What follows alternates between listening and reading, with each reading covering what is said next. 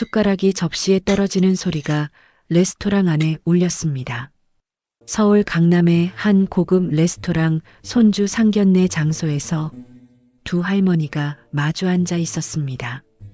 방금 그 숟가락을 떨어뜨린 사람은 평생 국밥집만 지켜온 할머니 영이었습니다. 맞은편에는 식당 프랜차이즈를 일군 부잣집 할머니 순자가 있었습니다. 순자는 떨리는 목소리로 물었습니다. 혹시 그 집에 감나무가 있었나요? 그 한마디에 영희 얼굴에서 피가 가셨습니다. 부산 영도 복내동 기와집 마당의 큰 감나무, 그리고 감나무 밑에서 떨어져 쓰러져 있던 한 소녀가 떠올랐죠. 설마 그때 그 아이가... 영희가 중얼거리자 식탁은 숨을 죽였습니다. 모두 두 할머니만 바라보고 촛불만 조용히 타오르고 있었죠. 60년 전 두 사람 사이엔 무슨 일이 있었던 걸까요? 이 이야기를 하려면 2시간 전으로 돌아가야 합니다. 오후 6시 서울 강남의 한 고급 레스토랑 입구에서 영희는 잠시 망설였는데 손녀 수진이 영희의 팔을 잡으며 할머니 들어가세요 라고 말했습니다. 오늘은 수진이 결혼하겠다는 남자 민준의 가족들과 처음 만나는 상견례 날이었거든요.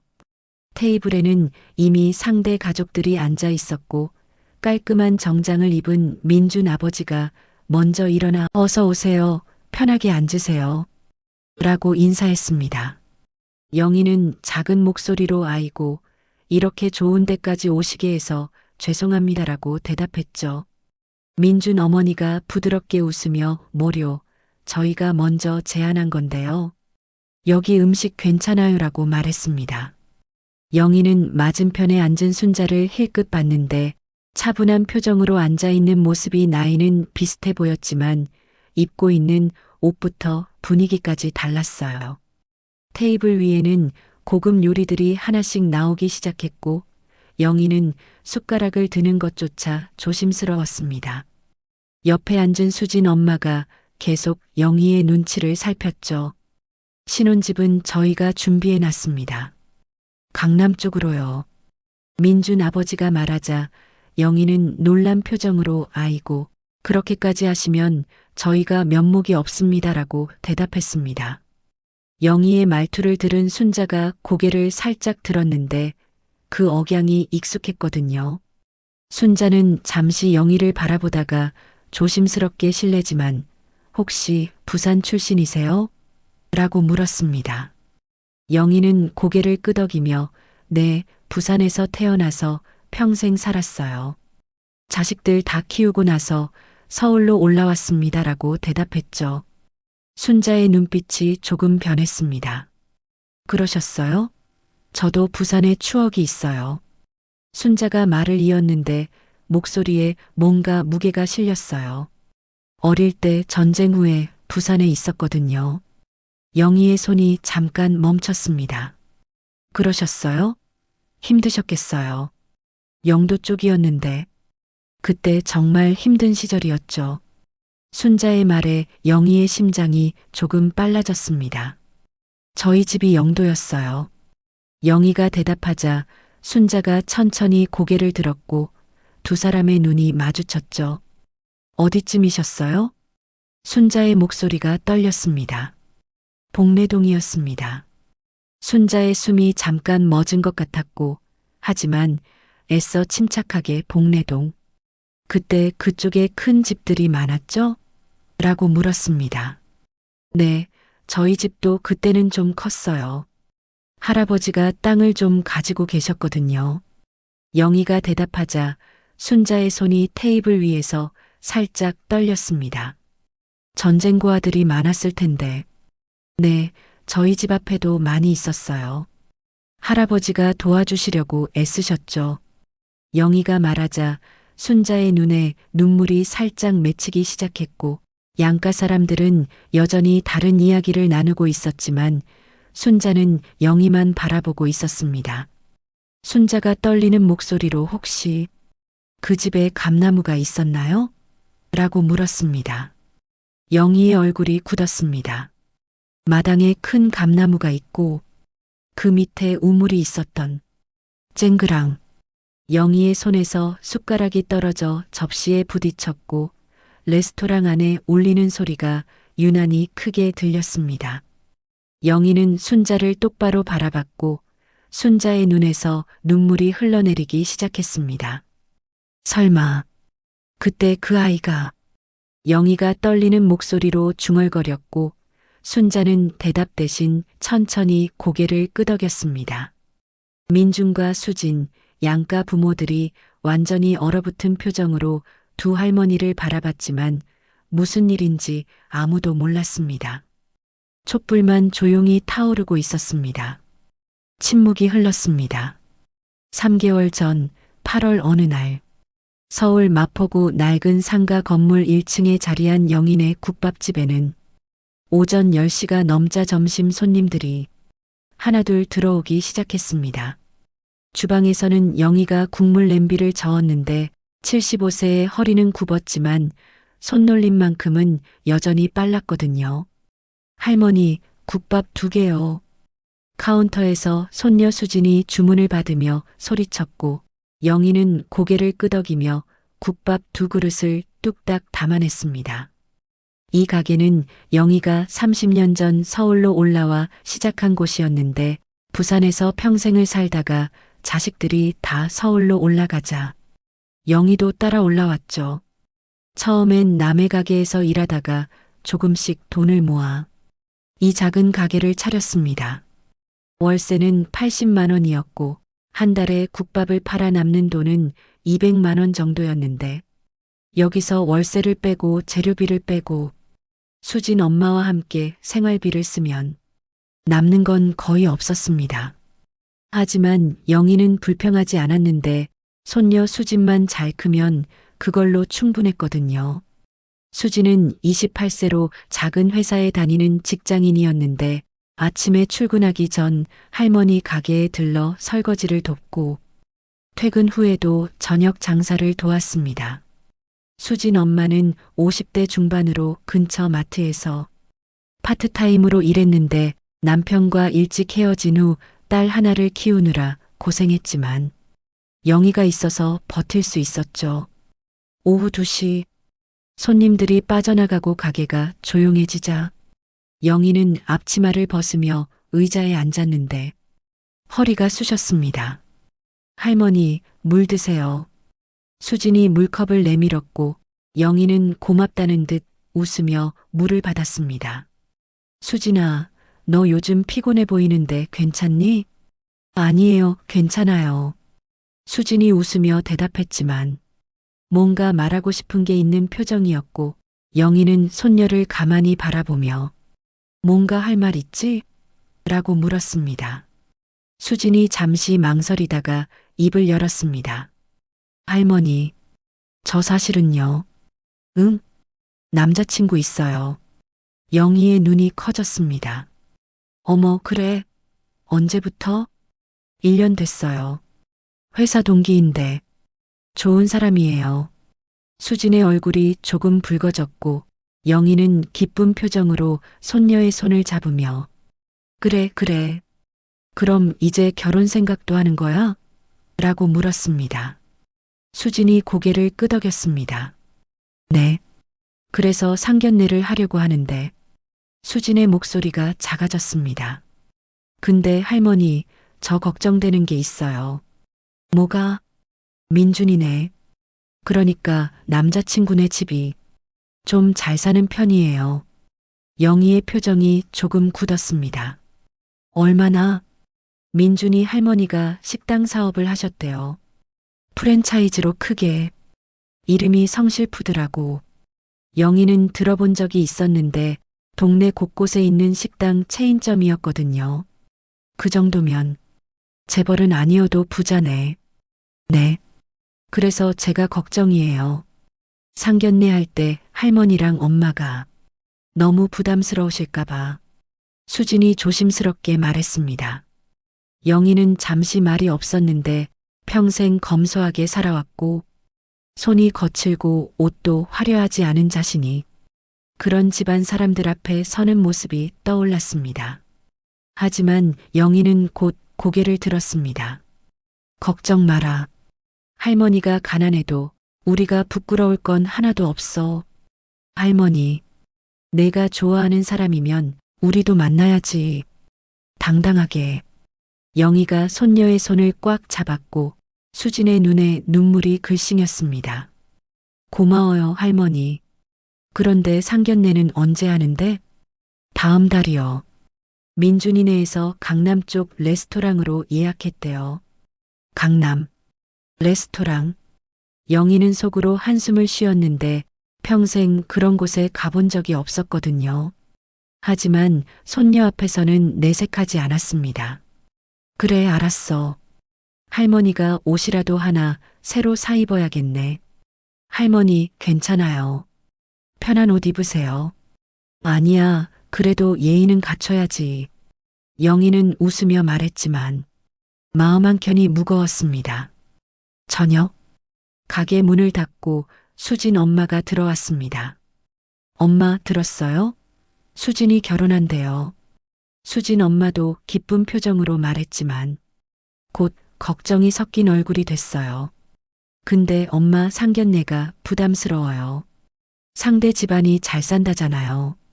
나도 들었어. 영희가 한숨을 쉬었습니다. 근데 어쩌겠니? 가야지. 제가 뭘 입고 가야 할지 모르겠어요.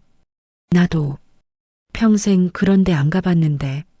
두 사람은 잠시 말없이 앉아 있었는데 수진이 부엌에서 저녁을 준비하며 할머니, 엄마 걱정 마세요. 민준이는 진짜 좋은 사람이에요. 저만 믿으세요라고 말했습니다. 영희는 손녀를 바라봤는데 행복한 표정이었거든요. 그래, 수진이가 좋으면 그걸로 됐지. 영희는 속으로 다짐했습니다. 어떤 집안이든 손녀가 사랑하는 사람이라면 당당하게 만나야 한다고. 하지만 가슴 한켠에는 여전히 불안이 남아 있었습니다. 그날 밤, 영희는 잠이 오지 않아 뒤척였는데 강남 레스토랑이라니 라는 생각이 계속 떠올랐습니다. 평생 그런 곳에 가본 적이 없었고 무슨 옷을 입어야 할지, 뭘 말해야 할지 막막했습니다. 하지만 손녀 수진의 행복한 얼굴이 떠올랐습니다. 그래, 수진이만 좋으면 돼. 영희는 눈을 감았습니다. 그때는 몰랐습니다. 그 자리에서 누구를 만나게 될지. 3주 후 9월 초 영희는 동대문 시장 한복판에 서 있었는데 주말 오후라 사람들로 북적였습니다. 할머니, 이쪽으로 가요. 손녀 수진이 영희의 팔을 잡고 옷가게로 들어갔고 수진 엄마도 함께였습니다. 영희는 가게 안을 둘러봤는데 정장, 원피스, 블라우스가 빼곡히 걸려 있었고 가격표를 보니 숨이 막혔습니다. 할머니, 이거 어때요? 수진이 검은색 정장을 들어 보였는데 깔끔하고 단정했어요. 얼마야? 20만 원이요. 괜찮은 가격이에요. 영희는 고개를 저으며 너무 비싸 다른 거 보자라고 말했습니다. 엄마, 이 정도는 괜찮아요. 수진 엄마가 말했지만 영희는 듣지 않고 싼 옷 코너로 걸어갔는데 10만 원 이하 옷들이 걸려 있었습니다. 영희는 하나하나 뒤적였지만 마음에 드는 게 없었어요. 너무 촌스럽거나 색이 이상하거나 천이 싸구려 같았거든요. 할머니, 그냥 아까 그거 사요. 제가 돈 낼게요. 안 돼, 할머니가 사. 영희는 고집을 부렸고 1시간을 헤맨 끝에 12만 원짜리 검은 재킷을 샀습니다. 집에 돌아와 거울 앞에 섰는데 옷을 입어보니 어색했습니다. 평생 이런 옷을 입어본 적이 없었고 거울 속 자신이 낯설었거든요. 할머니, 괜찮아 보여요. 수진이 웃으며 말했지만 영희는 믿지 않았고 이 옷을 입고 강남 레스토랑에 간다고? 라는 생각에 한숨을 쉬었습니다. 2주 후 9월 중순, 영희는 선물 가게 앞에 서 있었는데 빈손으로 상견례에 갈 수는 없었거든요. 어머, 이거 어때요? 수진 엄마가 고급 한과 세트를 가리켰는데 포장이 화려하고 상자가 큰 것이었습니다. 영희가 가격표를 보자 눈이 커졌습니다. 8만 원? 엄마, 이 정도는 괜찮아요. 상대가 그런 집안인데 너무 싼 거 들고 가면 오히려 이상해요. 수진 엄마가 조심스럽게 말했습니다. 영희는 망설였는데 8만 원이면 국밥 80그릇을 팔아야 하는 돈이었거든요. 다른 거 없어? 엄마, 여기가 제일 괜찮아요. 다른 데는 더 비싸요. 결국 영희는 한가를 샀고 계산을 하고 나오는데 다리에 힘이 빠졌습니다. 집에 돌아와서도 마음이 편하지 않았는데 한과 상자를 바라보며 영희는 이게 맞는 걸까라고 중얼거렸습니다. 그날 밤 영희는 잠이 오지 않아 뒤척였고 문득 오래전 일이 떠올랐습니다. 1965년 부산 영도 복내동. 영희는 15살이었습니다. 6.25가 끝난 지 12년이 지났지만 전쟁의 상처는 아직 남아 있었고 거리에는 여전히 전쟁 고아들이 떠돌았으며 먹을 것이 부족했습니다. 영희네 집은 큰 기와집이었는데 마당에는 감나무와 우물이 있었고 할아버지는 이 동네에서 땅을 많이 가진 지주였습니다. 전쟁 중에 할아버지는 피난민들을 도왔는데 집 앞 빈터를 내주고 창고에 있던 쌀을 꺼내 나눠줬거든요. 전쟁이 끝난 후에도 할아버지는 전쟁 고아들을 돌봤습니다.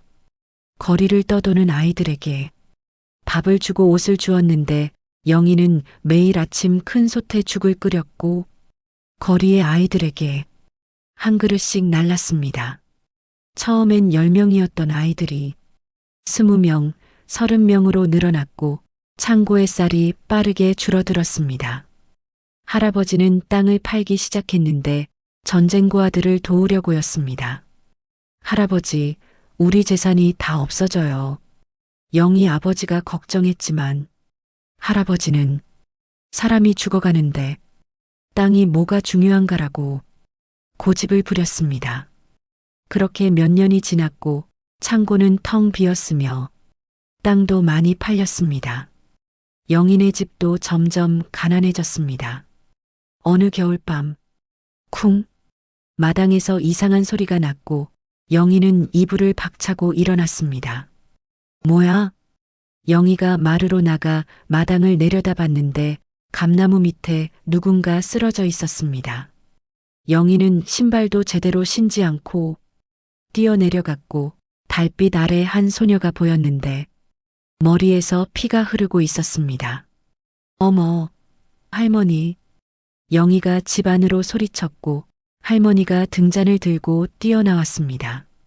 이게 무슨, 애가 다쳤어요. 할머니와 영희는 소녀를 안아 집 안으로 들어왔고 따뜻한 방에 눕힌 뒤 할머니가 물수건으로 피를 닦아냈습니다. 많이 다쳤네. 할머니가 중얼거리며 약을 발랐고 영희는 옆에서 소녀의 손을 잡았는데 손이 너무 차가웠습니다. 소녀는 사흘 동안 깨어나지 못했습니다. 눈을 뜨니 다시 현재였습니다. 영희는 천장을 바라봤는데 그때 그 소녀의 얼굴이 아직도 생생했습니다. 그 아이 지금 어디서 뭘 하고 있을까? 일주 후 9월 말 상견례가 내일로 다가왔습니다. 영희는 새로 산 옷을 다시 입어봤는데 거울을 보니 여전히 어색했습니다. 손이 거칠고 허리가 굽고 얼굴에 주름이 가득했거든요. 할머니, 정말 괜찮아 보여요. 수진이 옆에서 말했지만 영희는 고개를 저으며 수진아라고 불렀습니다. 네, 내일 내가 실수하면 어떡하지? 영희의 목소리가 떨렸습니다. 할머니, 실수 안 해요. 그냥 편하게 계시면 돼요. 편하게. 그게 되겠니? 처음 가보는 곳인데. 영희는 의자에 앉았고 수진이 할머니 옆에 앉으며 손을 잡았습니다. 할머니, 민준이네 가족들도 다 좋은 사람들이래요. 걱정하지 마세요. 그래도 제가 옆에 있잖아요. 할머니 혼자 아니에요. 수진이 웃으며 말했습니다. 영희는 손녀의 손을 꽉 잡으며 그래, 수진이가 옆에 있지 라고 생각했습니다. 하지만 가슴은 계속 두근거렸습니다. 그날 밤 영희는 또 잠이 오지 않았고 다시 그 밤의 기억이 떠올랐습니다. 사흘 후 아침 소녀가 눈을 떴고 영희가 소녀를 발견하자 할머니를 불렀습니다. 할머니, 깨어났어요. 할머니가 들어와 소녀의 이마를 만지며 열이 내렸네. 다행이다라고 말했습니다. 이름이 뭐니? 할머니가 물었고 소녀는 작은 목소리로 순자요라고 대답했습니다. 부모님은? 순자의 눈에 눈물이 고였습니다. 전쟁 때 잃었어요. 할머니는 더 이상 묻지 않았고 영희가 순자의 손을 잡으며 괜찮아 여기 있어 라고 말했습니다. 한 달 후 순자는 건강을 되찾았고 영희네 집에서 밥을 먹고 빨래를 돕고 청소를 했습니다. 영희와 순자는 마당에서 함께 빨래를 널었는데 순자가 웃으며 언니 여기 공기가 좋아요 라고 말하자 영희도 웃으며 그치? 바다가 가까워서 그래 라고 대답했습니다.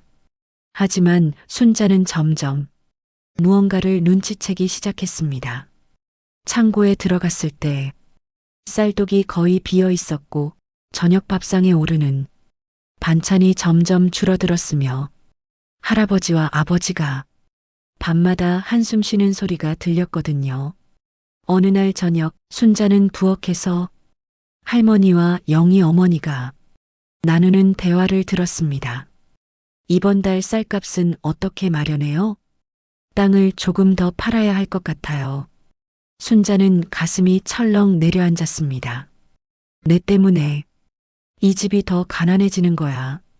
며칠 후 시장에서 순자는 심부름을 갔다가 거리에서 아는 얼굴을 만났는데 함께 전쟁과 생활을 했던 미자였습니다. 순자야, 너 여기서 뭐해? 미자가 반가워하며 물었고 순자는 영희네 집에서 지내는 이야기를 했습니다. 나는 다음 주에 서울 간다. 미자가 말했습니다. 서울? 왜? 거기 가면 일자리 많대. 공장도 생기고 식당도 많고 여기보다 나아. 순자는 잠시 망설이다가 나도 갈 수 있을까? 라고 물었습니다. 당연하지. 같이 가자. 기차표만 있으면 돼. 미자는 웃으며 대답했지만 순자는 손에 든 동전 몇 개를 내려다봤습니다. 기차표를 살 돈이 없었습니다.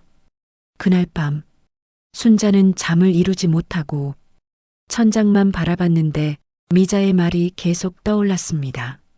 서울에 가면 일자리가 있다. 돈을 벌 수 있다. 그리고 낮에 들었던 할머니와 어머니의 대화도 떠올랐습니다.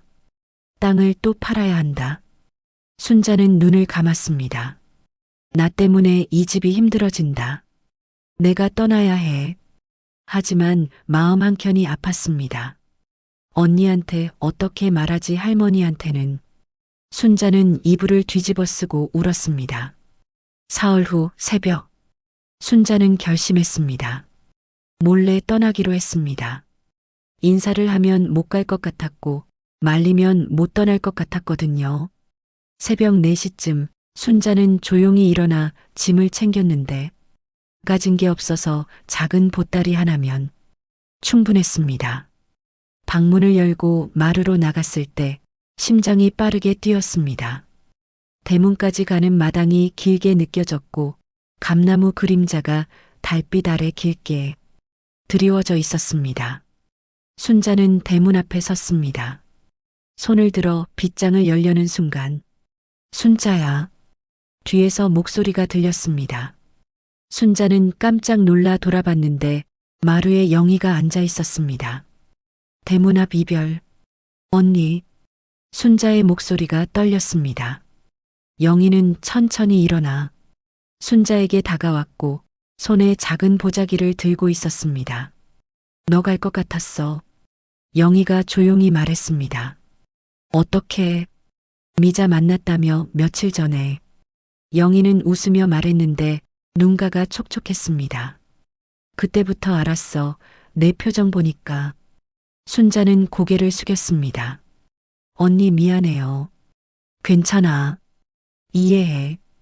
영희가 순자의 손을 잡았습니다. 너 때문에 우리 집이 힘든 거 아니야. 원래부터 그랬어. 할아버지가 그런 분이셔서. 하지만 너 가는 게 맞아. 여기 있으면 내가 힘들어.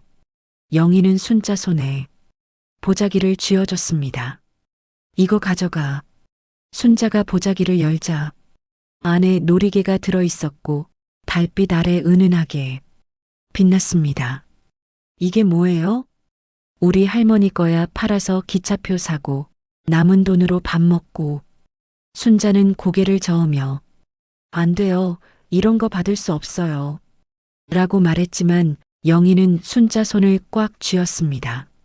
받아. 내가 서울 가서 잘 사는 게 우리한테 보답하는 거야. 순자의 눈에서 눈물이 흘러내렸습니다. 언니 고마워요. 평생 안 잊을게요. 잘 살아. 힘들어도 포기하지 말고. 영희도 눈물을 닦았습니다. 그리고 언젠가 다시 만나자. 네. 꼭 다시 만나요. 두 소녀는 한참을 껴안고 있었고 새벽 공기가 차가웠지만 서로의 온기가 느껴졌습니다. 순자가 몸을 떼며 그럼 저 갈게요 라고 말했고 영희는 고개를 끄덕이며 대문을 열어줬습니다. 순자가 대문을 나서 몇 걸음 걷다가 돌아봤을 때 영희는 여전히 그 자리에 서서 손을 흔들고 있었습니다. 잘 가. 언니도 건강해요. 순자는 다시 돌아서 걸었고 골목 모퉁이를 돌 때 한 번 더 뒤를 돌아봤지만 이미 영희는 보이지 않았습니다. 영희는 대문 안으로 들어와 마당에 주저앉았고 눈물을 흘리며 잘 살아 제발 잘 살아 라고 중얼거렸습니다. 눈을 뜨니 천장이 보였습니다. 영희는 손으로 눈을 닦았는데 눈가가 젖어 있었습니다. 그 아이 정말 잘 살고 있을까? 다음 날 아침 상견례 날이 밝았습니다. 영희는 새 옷을 입고 한과 세트를 들었는데 거울을 보니 손이 떨렸습니다. 할머니 가요. 수진이 문을 열었습니다. 영희는 깊게 숨을 쉬며 괜찮아. 수진이만 생각하자. 당당하게 가자. 라고 다짐했지만 현관문을 나서는 발걸음은 무거웠습니다. 차를 타고 강남으로 향했는데 창밖으로 높은 빌딩들이 지나갔고 영희는 가슴이 계속 두근거렸습니다. 그때는 몰랐습니다. 그 자리에서 순자를 다시 만나게 될 줄은 60년 만에 그 소녀와 마주하게 될 줄은. 오후 6시 서울 강남의 한 고급 레스토랑. 촛불이 타오르는 테이블에 양가 가족이 마주 앉았습니다. 영희는 민준 아버지의 인사를 받으며 조심스럽게 자리에 앉았고 손에 든 한과 상자를 테이블 위에 올렸습니다. 어머, 이렇게까지 준비하시고. 민준 어머니가 웃으며 받았습니다. 영희는 맞은편에 앉은 순자를 힐끗 봤는데 단정한 옷차림에 차분한 표정이었지만 분위기가 달랐어요. 자, 주문할까요? 여기 음식 다 괜찮으니까 편하게 드세요. 민준 아버지가 메뉴판을 건넸고 영희는 메뉴판을 펼쳤지만 글자가 잘 보이지 않아서 수진이 옆에서 작은 목소리로 설명해 줬습니다. 음식이 하나둘 나오기 시작했고 영희는 숟가락을 드는 것조차 조심스러웠습니다. 신혼집은 저희가 준비해 놨습니다. 강남 쪽으로요.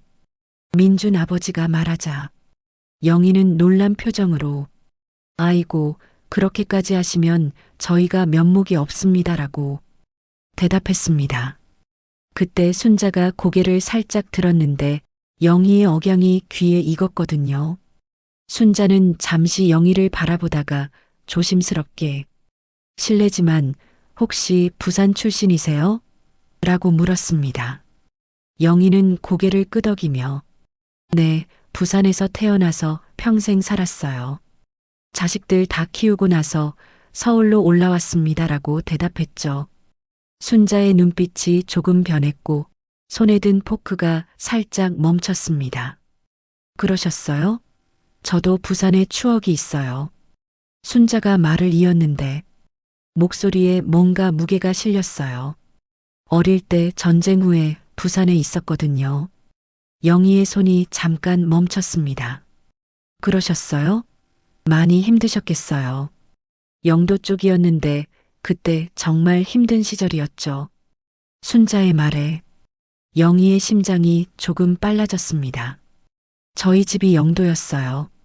영희가 대답하자 순자가 천천히 고개를 들었고 두 사람의 눈이 마주쳤죠. 어디쯤이셨어요? 순자의 목소리가 약간 떨렸습니다. 복내동이었습니다. 순자의 숨이 잠깐 멈춘 것 같았고 포크를 든 손이 미세하게 떨렸습니다. 양가 사람들은 여전히 다른 이야기를 나누고 있었지만 순자는 영희만 바라보고 있었습니다. 순자는 애써 침착하게 복내동 그때 그쪽에 큰 집들이 많았죠? 라고 물었습니다. 네, 저희 집도 그때는 좀 컸어요. 할아버지가 땅을 좀 가지고 계셨거든요. 영희가 대답하자 순자의 입술이 살짝 떨렸습니다. 전쟁 고아들이 많았을 텐데. 네, 거리에 정말 많았어요. 할아버지가 도와주시려고 애쓰셨죠. 영희가 말했고 순자는 잠시 눈을 감았다가 다시 물었습니다. 그 집이 기와집이었나요? 영희의 얼굴이 조금 굳었습니다. 네, 기와집이었어요. 순자의 손이 테이블 위에서 떨렸습니다.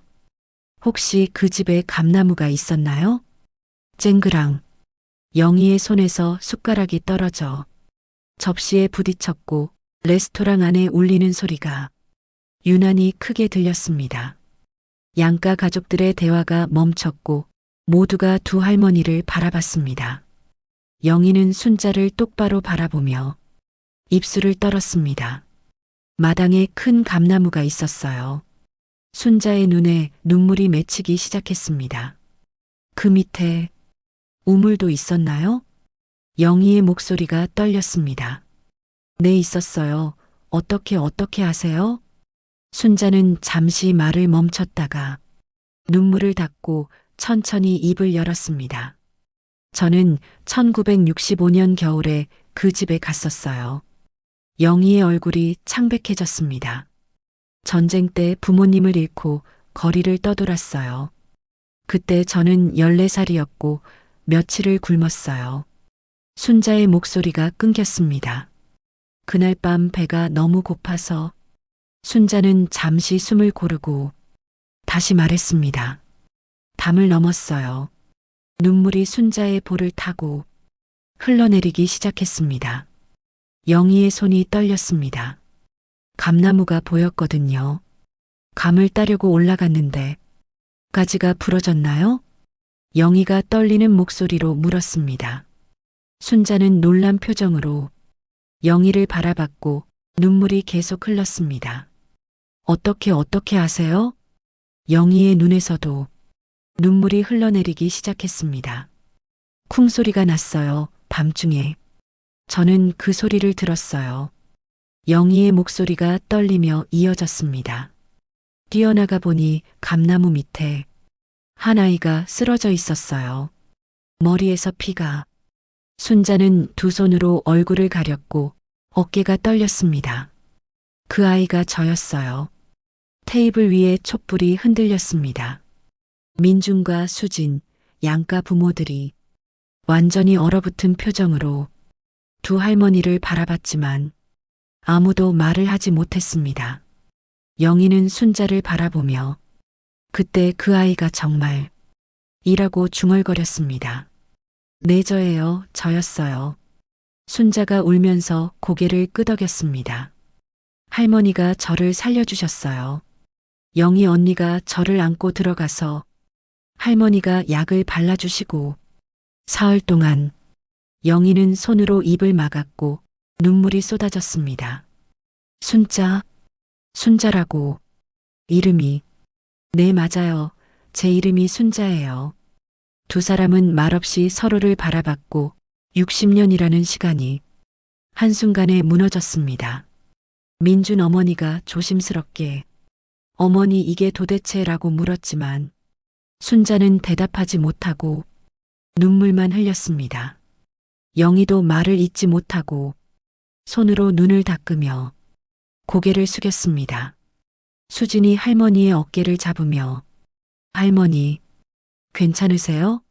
라고 물었고 영희는 고개를 끄덕였지만 눈물은 멈추지 않았습니다.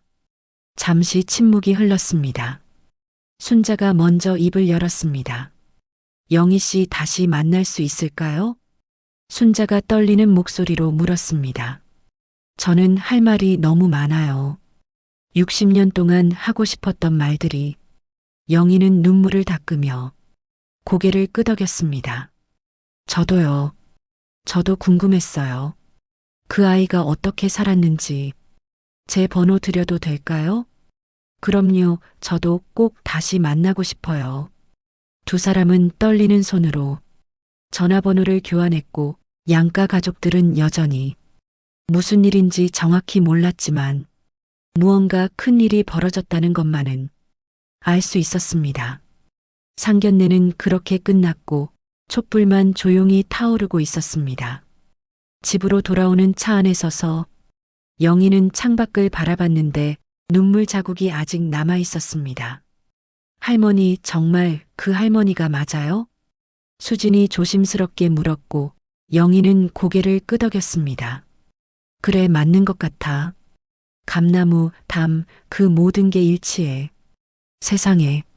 수진 엄마도 믿을 수 없다는 표정이었습니다.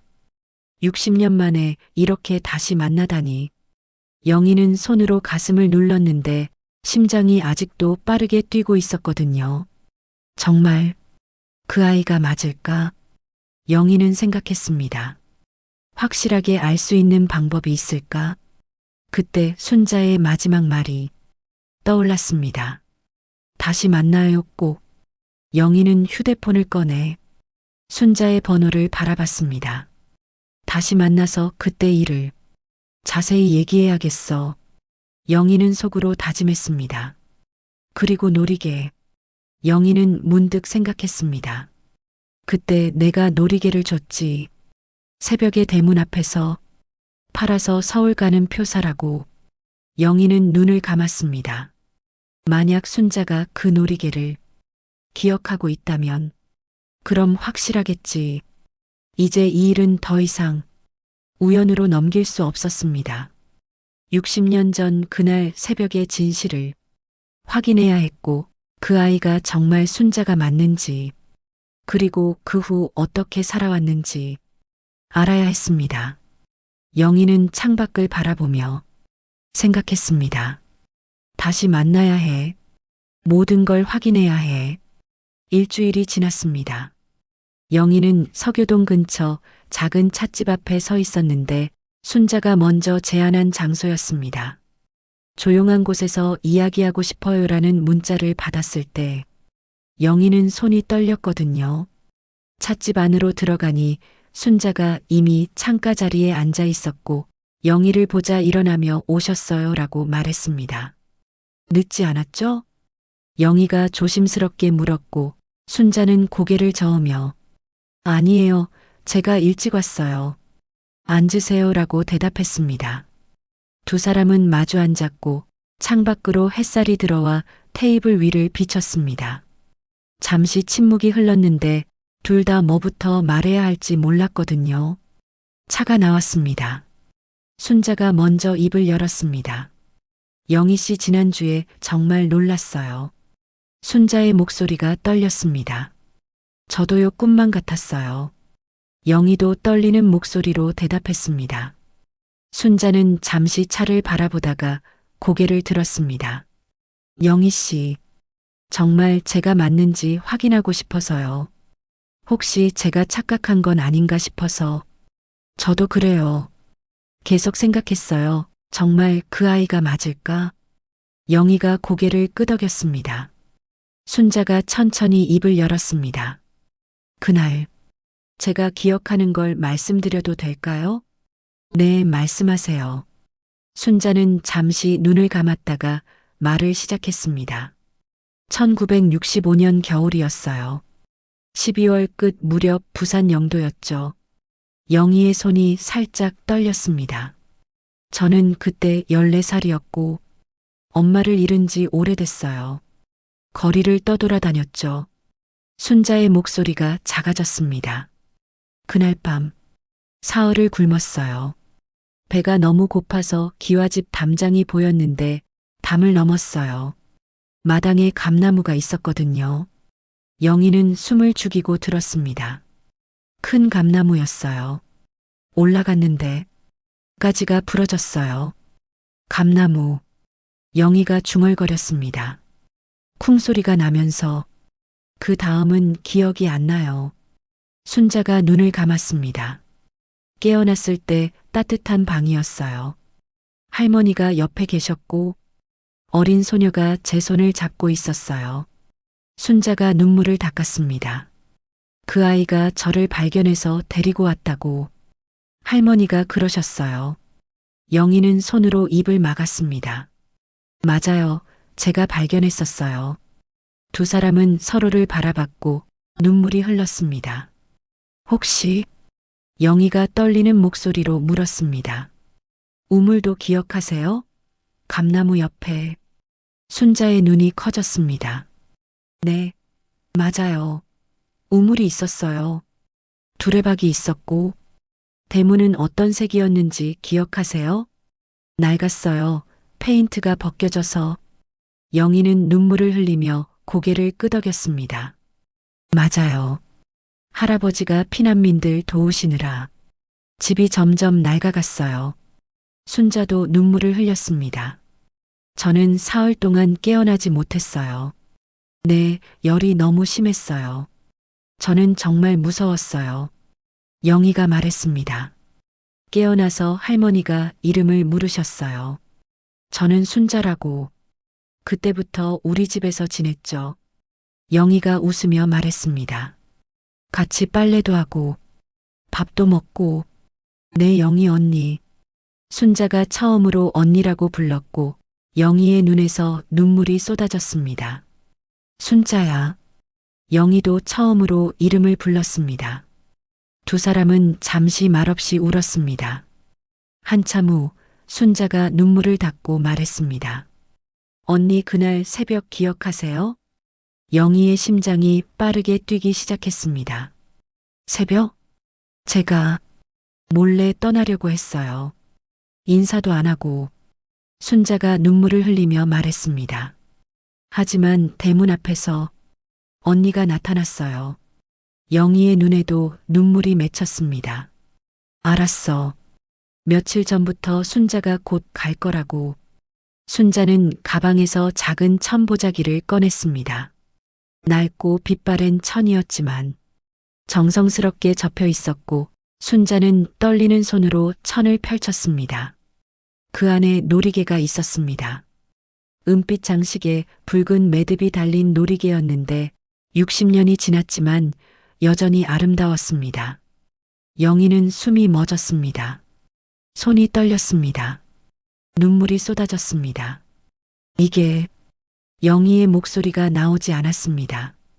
순자가 놀이개를 테이블 위에 조심스럽게 올려놓았고 햇살에 은빛이 반짝였습니다. 언니가 이걸 주면서 말했어요. 순자의 눈물이 테이블에 떨어졌습니다.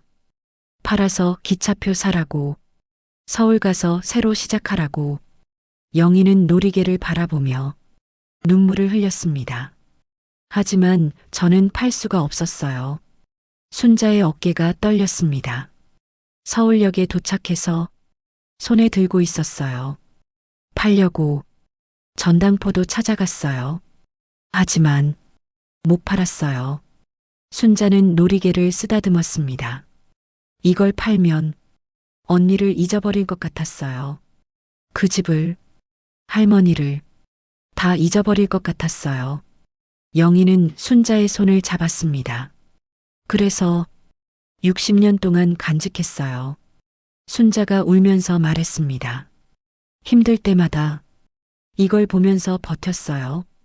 공장에서 일하고, 식당에서 설거지하고, 밤늦게 혼자 울 때도, 순자야, 이걸 보면 언니 목소리가 들렸어요. 순자가 영희를 바라봤습니다.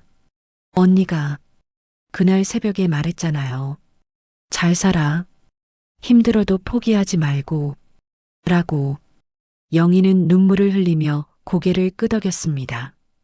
그 말 평생 잊지 않았어요. 죽고 싶을 때도, 그만두고 싶을 때도 언니 목소리가 들렸어요. 순자는 놀이개를 영희 앞으로 밀었습니다. 이제 돌려드릴 수 있어서 정말. 순자는 더 이상 말을 잇지 못하고 울기 시작했습니다. 영희도 울었습니다. 손이 떨렸습니다. 목이 메었습니다. 눈물이 멈추지 않았습니다. 순자야, 고생 많았어. 영희가 일어났습니다. 순자도 일어났습니다. 두 사람은 테이블을 돌아 서로에게 다가갔고 영희가 먼저 순자를 안았습니다. 고생했어, 정말. 정말 고생 많았어. 영희가 순자의 등을 토닥이며 말했습니다. 언니, 고마워요. 평생 언니 덕분에. 순자는 영희의 품에서 울었습니다. 60년을 기다린 포옹이었습니다. 찻집 안에 다른 손님들이 놀란 표정으로 바라봤지만 두 사람은 아무것도 보이지 않았습니다. 한참 후 두 사람은 다시 자리에 앉았습니다.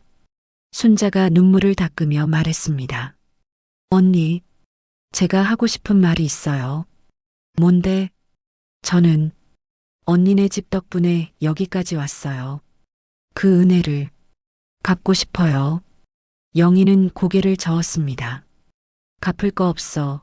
그냥 잘 살았으면 됐어. 아니에요. 순자가 영희의 손을 잡았습니다. 지금이라도 제가 할 수 있는 걸 하고 싶어요. 수진이한테 들었어요. 국밥집 하신다고. 영희는 놀란 표정으로 순자를 바라봤습니다. 월세도 내시고 혼자 하시느라 힘드시죠? 순자의 눈빛이 진지했습니다. 제가 도와드리고 싶어요. 가게도 조금 넓히고 수진이 결혼 준비도. 안 돼. 영희가 단호하게 말했습니다. 그럴 순 없어. 순자는 순자 인생이 있잖아. 언니. 순자가 영희의 손을 꽉 쥐었습니다. 60년 동안 이 순간을 기다렸어요. 은혜 갚을 기회를. 영희의 눈에 다시 눈물이 맺혔습니다. 제발 받아주세요. 제 마음이라도. 두 사람은 서로를 바라봤고 햇살이 창문을 통해 들어와 놀이개를 비췄습니다. 은빛이 반짝였습니다. 영희는 잠시 망설이다가 천천히 고개를 끄덕였습니다. 그럼 조금만, 정말 조금만. 순자는 눈물을 닦으며 웃었습니다. 고마워요, 언니. 두 사람은 다시 차를 마시며 조용히 앉아 있었고 테이블 위에 놀이개는 여전히 그 자리에 있었습니다. 이거. 영희가 놀이개를 가리켰습니다. 순자가 가지고 있어. 안 돼요. 이건 언니 거예요. 아니야. 영희가 고개를 저었습니다. 이건 이미 순자 거야. 60년 동안 순자가 지켰으니까. 순자가 힘들 때마다 붙잡았던 거잖아. 순자는 망설이다가 놀이개를 다시 들었습니다. 그럼 제가 잘 간직할게요. 우리 손주들한테도 이 이야기 해줄게요. 그래. 그리고 영희가 웃으며 말했습니다. 이제 자주 보자. 60년이나 떨어져 있었는데 이제는 가까이 살잖아. 순자도 웃으며 고개를 끄덕였습니다. 네, 자주 볼게요. 국밥도 먹으러 갈게요. 오면 공짜야. 그건 안 돼요. 두 사람은 웃었습니다. 찻집 밖으로 나왔을 때 햇살이 따뜻했습니다. 그럼 다음 주에 또 봐요. 순자가 말했습니다.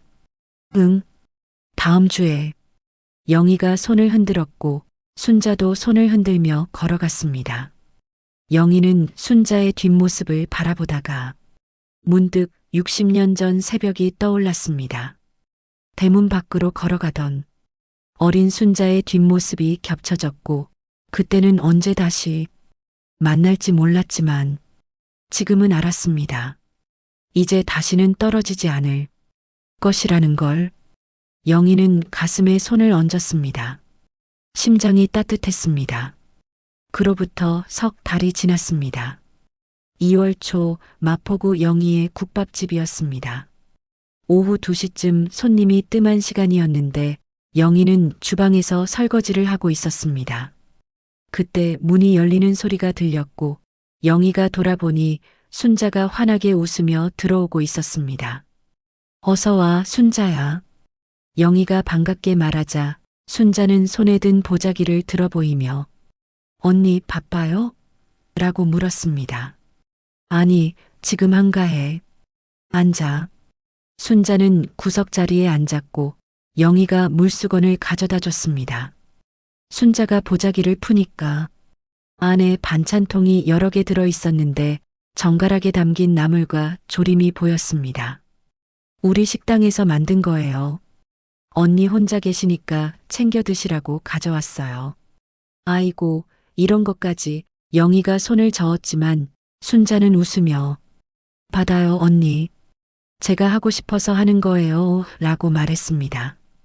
영희는 반찬통을 하나씩 들여다보다가 고맙다라고 작게 중얼거렸죠. 국밥 먹을래요? 내가 끓여줄게요. 그럼 언니가 먹던 거 줘요. 그게 제일 맛있거든요. 영희는 주방으로 들어가 국밥을 끓이기 시작했고 순자는 가게 안을 둘러봤습니다. 낡았지만 깨끗한 가게였고 벽에는 수진의 어릴 적 사진이 붙어 있었어요. 곧 김이 모락모락 나는 국밥이 나왔고 순자는 숟가락을 들어 한 입 떠먹었습니다. 역시 언니 국밥이 제일 맛있어요. 순자가 웃으며 말하자 영희는 맨날 그 소리만 하네라고 대꾸했죠. 두 사람은 잠시 말없이 앉아 있었습니다. 창밖으로 늦은 겨울 햇살이 들어오면서 가게 안이 따뜻하게 느껴졌어요. 언니, 순자가 불렀습니다. 다음 주 토요일에 우리 양가 모여서 한복 보러 가기로 했잖아요. 수진이가 언니랑 같이 가고 싶대요. 그래, 내가 뭘 알아야 골라주지. 영희가 걱정스러운 표정으로 말하자 순자는 고개를 저으며 언니가 옆에 계시면 수진이가 좋아할 거예요 라고 말했습니다. 우리 손주들 보면 참 잘 어울려요. 순자의 목소리가 따뜻했습니다. 그러게, 누가 봐도 좋은 커플이야. 영희도 웃으며 대답했습니다. 민준이가 수진이 참 잘 챙기더라고요. 요새 매일 문자 보낸대요. 수진이도 민준이 얘기만 하면 얼굴이 환해져. 두 할머니는 손주들 이야기를 하며 웃었고 순자는 국밥을 다 먹고 숟가락을 내려놓으면서 만족스러운 표정을 지었습니다. 석 달 전만 해도 영희는 혼자였습니다. 국밥집을 운영하면서 손님을 맡고 저녁에는 혼자 집으로 돌아가 텔레비전을 보다가 잠들었죠. 하지만 지금은 일주일에 두세 번씩 순자가 들렀고 가끔은 순자 아들이 차로 데리러 와서 함께 저녁을 먹기도 했습니다. 영희는 처음엔 부담스러웠지만 순자가 은혜 갚는 거예요. 부담 갖지 마세요라고 말할 때마다 조금씩 마음을 열었어요. 순자는 국밥집 월세도 도와주겠다고 했지만 영희는 그건 끝까지 거절했습니다. 대신 가게 그릇을 새로 사주고 낡은 냉장고를 바꿔줬죠. 이것만큼은 제가 할게요. 제발이요. 순자가 애원하듯 말했을 때 영희는 결국 받아들였습니다. 수진의 결혼 준비도 두 집안이 함께 했습니다. 예단은 순자네가 준비하고 예복은 영희네가 맡기로 했어요. 처음엔 영희가 우리 형편에 그런 건 힘들어라고 말했지만 순자가 언니, 우리가 도와줄게요. 함께 해요라고 손을 잡았고 영희는 고개를 끄덕였습니다. 어느 날 저녁, 영희는 집에 앉아 놀이개 사진을 보고 있었습니다. 순자가 보내준 사진이었는데 놀이개는 순자 집 장롱 깊숙이 잘 보관돼 있었어요. 영희는 사진을 한참 바라보다가 문득 60년 전 새벽이 떠올랐습니다. 대문 앞에서 순자에게 그걸 쥐어줄 때 영희는 다시는 못 볼 거라고 생각했습니다. 하지만 60년이 지나 이렇게 다시 만났고 순자는 그 놀이개를 평생 간직하며 힘들 때마다 붙잡고 살아왔죠. 영희는 눈시울이 뜨거워지는 걸 느끼면서 조용히 한숨을 내쉬었습니다. 사람은 언제 어디서 다시 만날지 모르는구나. 영희는 생각했습니다. 그러니까 누군가에게 베푼 건 다 돌아오는 거야. 언젠가는. 그때 휴대폰이 울렸습니다. 순자였습니다. 언니, 내일 시간 있어요? 우리 집에서 저녁 먹어요. 응, 갈게. 영희는 웃으며 대답했고 전화를 끊은 뒤 창밖을 바라봤습니다. 밤하늘에 별이 반짝이고 있었어요. 영희는 가슴에 손을 얹으면서 따뜻한 기분이 가슴 가득 차오르는 걸 느꼈습니다. 이제는 혼자가 아니구나. 여러분, 오늘의 사연은 여기까지입니다. 60년이라는 긴 시간이 지나도 은혜는 잊히지 않았습니다. 작은 놀이개 하나가 두 사람을 다시 만나게 했고, 이제 두 할머니는 남은 시간을 함께 보내고 있습니다. 우리도 누군가에게 작은 친절을 베풀 때 그게 언젠가 돌아올 수 있다는 걸 기억했으면 좋겠습니다. 오늘도 평상에서 함께 해주셔서 감사합니다. 다음 사연에서 또 만나요. 구독과 좋아요, 알림 설정 잊지 마시고 여러분의 따뜻한 댓글이 큰 힘이 됩니다. 사연 나누는 평상이었습니다. 안녕히 계세요. 여기는 사연 나누는 평상. 오늘 이야기에 공감하셨다면 구독과 좋아요 부탁드립니다. 당신의 이야기도 댓글로 함께 나눠주세요. 사연 나누는 평상에서 다음 이야기로 다시 만나요.